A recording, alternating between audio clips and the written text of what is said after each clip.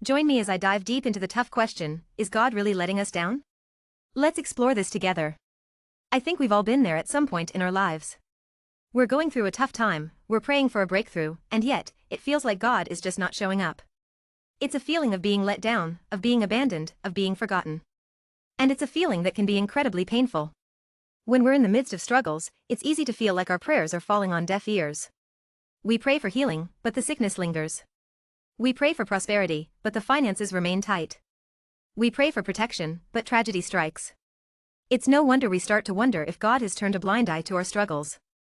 Some of us have prayed for years for a loved one to be saved, only to see them continue down a destructive path. Others have begged for relief from chronic pain, but the agony persists. And some have even cried out for justice in the face of horrific injustice, only to see the perpetrators go unpunished. It's no wonder we start to feel like God is letting us down. But it's not just about the big things. Sometimes it's the little things that get to us. We pray for a good night's sleep, but the insomnia persists. We pray for a productive day, but the distractions seem endless. And we pray for peace in our relationships, but the conflicts continue. It's the accumulation of these little disappointments that can wear us down, making us wonder if God is really paying attention. There are many perspectives on why we might feel like God is letting us down. From a theological standpoint, some might say it's because of our limited understanding of God's sovereignty. Others might posit that it's due to our own sin or lack of faith. Then there are those who believe it's simply a matter of God's timing not aligning with ours.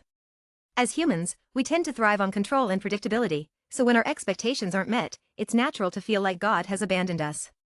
But what if I told you that these feelings of disappointment are actually an opportunity for growth? What if, in the midst of our struggles, we could find a deeper sense of faith and understanding? I believe it's possible. I've seen it in my own life, and I've seen it in the lives of countless others.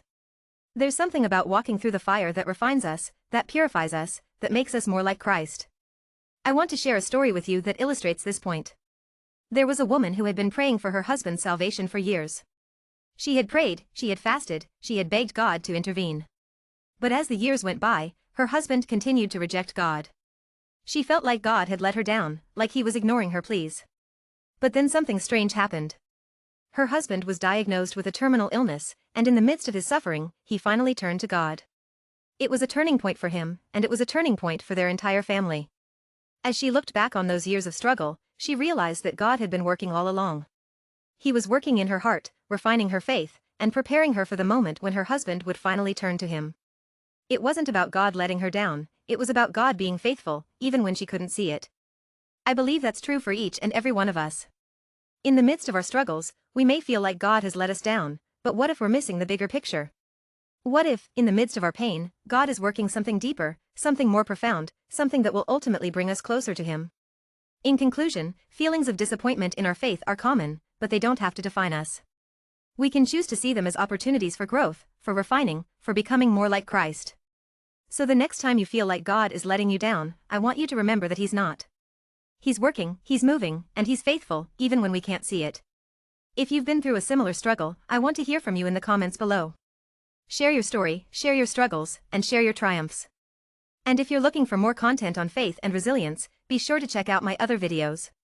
Thanks for watching, and I'll see you in the next one. Please subscribe now.